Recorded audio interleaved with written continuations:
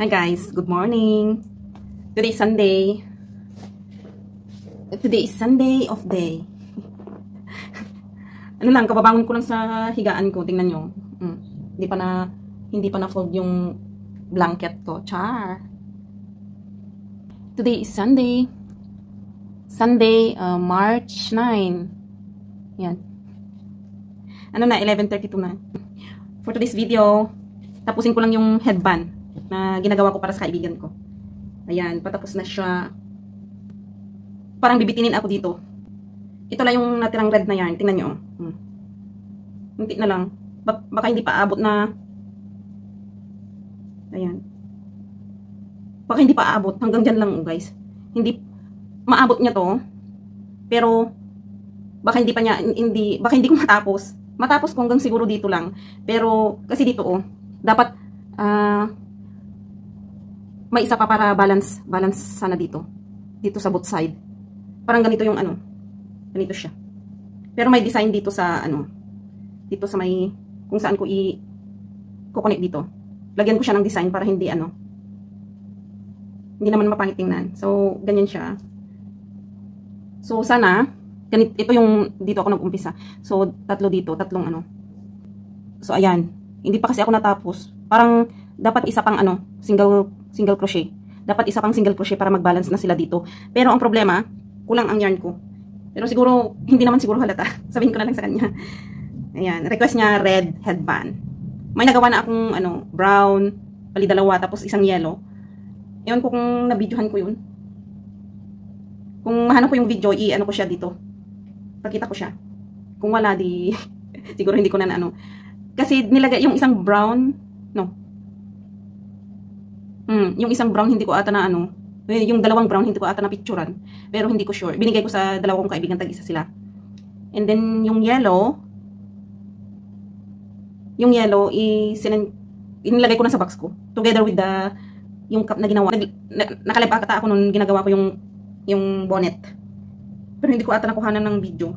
Hanapin ko yun, hanapin ko kung nai-save ko siya.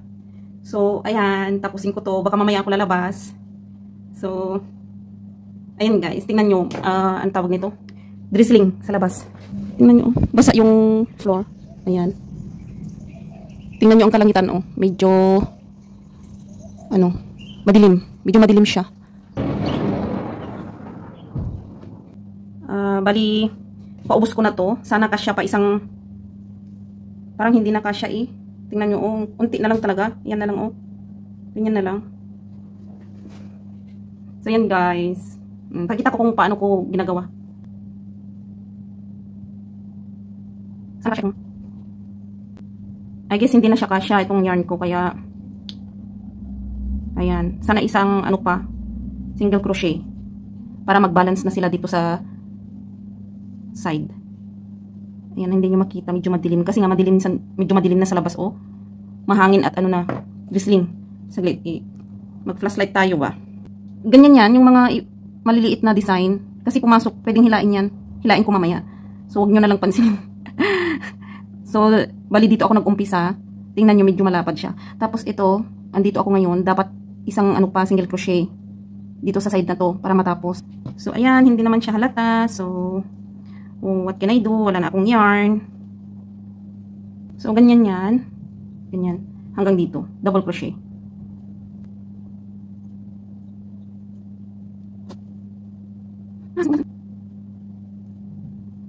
Okay. So ganyan yan. Hindi siya balance, mas malapad dito. So kasi kulang tong yarn ko for sure. Guys, ako pa ng single crochet. So hanggang dito na, ayan, lapit nang maubos. Oh my god, sana kasya siya, please. Sana kasya siya. Ito, sana magkasya, Kasi nakakahiya naman na magbigay ka ng kulang ng pagkagawa. Diyos ko, kakahiya. Pero nakakaintindi yun. Mabait siya. Guys, kulang talaga. Tingnan nyo, Yan na. Wala na. Yung mga design dito, may mga kagaya niya, pumapasok siya doon. Pwedeng ilabas. Ganyan. Naku, kulang ng yarn ko. So, ayan guys. kulang ang yarn ko, so tatanggalin ko to. Kailangan ko ito pang connect. So tanggalin ko na. Hindi naman siya halata na kulang. Sorry. Wala na akong yarn na red kasi nagamit ko na sa iba. Hindi ko naman pwedeng tastasin yun. Gumagawa kasi ako ng blanket. Eh, ayun, na-stuck kasi kulang ng yarn. Order muna. Ayan, hanggang dyan na lang. Hindi naman siya masyadong halata. Ayan siya, guys. Oh, ayan. Tapos, i-connect ko siya. Papakita ko mamaya. Ganito siya, oh. Parang ganyan. Ayan siya, diba? Ganyan. Ganyan lang. Connect ko siya. Tahiin ko. Para matapos. Ito na siya, uy. Ganyan.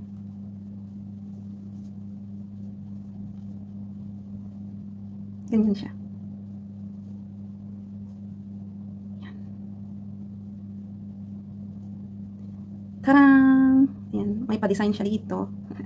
Hindi ko ito maisuot kasi hindi ko to size.